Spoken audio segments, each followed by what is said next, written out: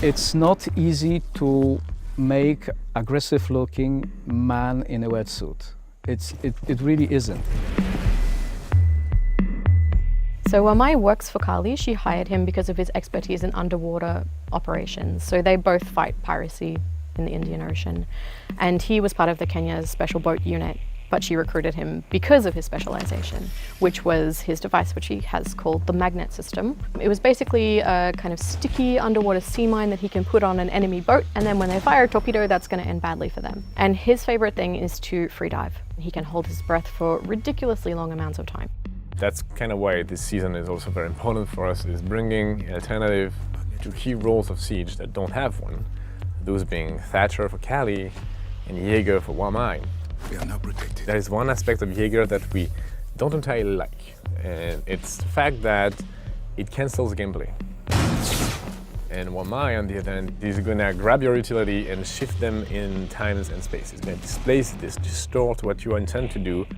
There were other options to how to do this. And one of them being a device that instead of attracting the grenade and exploding on spot, Wamai would throw it back at you. But it's not like super enjoyable as an experience for the attacking team, where here it's more of an interesting interaction, we believe. And the other option that we actually tried is, instead of detonating, it like pacifies it so that you can go to your device, pick it up, and then throw it yourself at the enemy team. But the biggest problem is you realize very soon that if you track a grenade between you and them, that place is usually a no man's land where you don't want to go. So if you see this grenade being attracted by the device, and you want to go get it to throw it back at them, you're gonna die most likely. So that's why we didn't went with that idea. We do lineups of all the variations of the character that we do, and Greg comes to our desks and looks at this.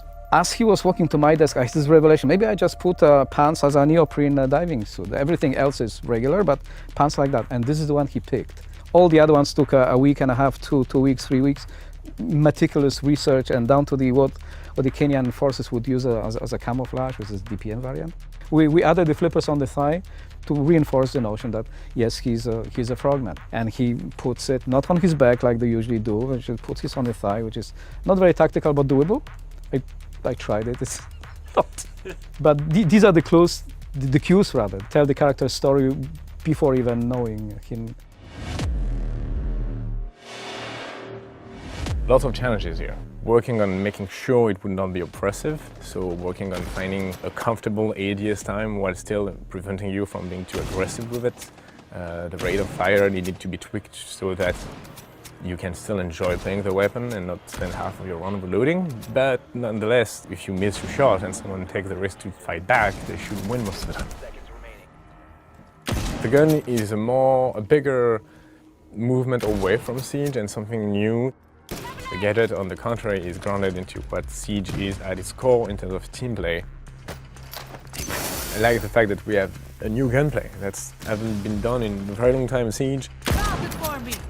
The fact that we are bringing a gadget that is, to me, a cornerstone of what Siege is when it comes to this interaction between attack and defense. And this whole character, the Kali, is badass, like so much, and I love that. She is the daughter of a pharmaceutical billionaire. She tried to join the military, and in fact she did join the military, but then she found out that women were not allowed in combat roles. So she paid some people. She got this same training as the special ops, and then she started her own company and went, well, if you don't want to let me do that as a citizen, I'm going to do it as a private enterprise.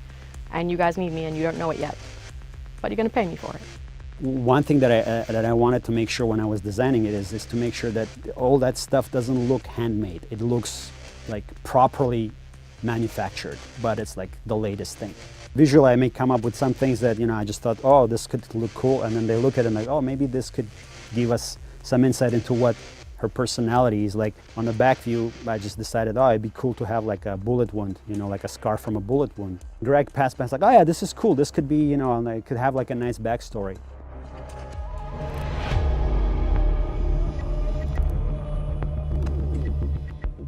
And when we were figuring out like the big things we wanted to move or wanted to change, and the first thing was, okay, well, the train needs to go.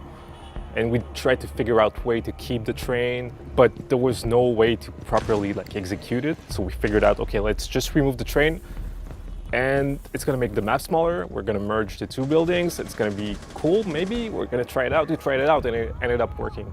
Obviously, also the hunted section, we wanted to change everything about it. That's one of my favorite things about this job is being able to do these reworks. Doesn't mean that it's easy to change. It just means that it's really fun. And for players, we want to keep the map like the original flavor, the layout as close as possible as the original. So it's a very, very big challenge.